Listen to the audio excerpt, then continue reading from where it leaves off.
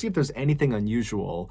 And so this detective goes down to the dock, they walk onto the floating section of the dock, and they walk right up alongside the well-deserved. And from the looks of it, it doesn't appear that anybody's on board. And as this detective is kind of looking in the window and just kind of looking around, they think they see what looks like a bloody handprint inside the boat. And so that would end up being enough to get a search warrant. And before long that day, there were police swarming this boat, looking all over it. But it would turn out that was not a bloody handprint. It was actually just some rust.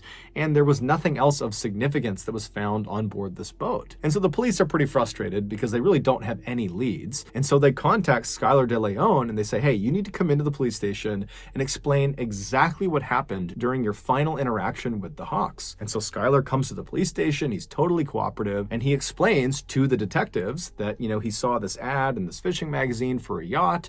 He contacted Tom Hawk and said, I'm interested. The two of them met up and then went out for a sea trial, which is basically a test drive, but for a boat. And during the sea trial, Skylar told Tom that he liked the boat and he wanted to go forward with the purchase.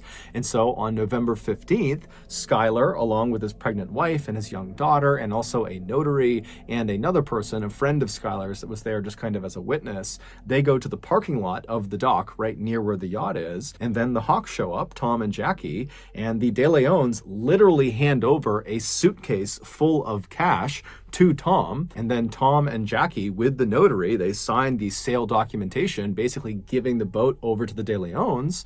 And then Tom and Jackie took their suitcase full of cash, hopped in their SUV, and they drove off, presumably to go to Mexico. When the police asked Skylar, how were you able to afford such an expensive vessel?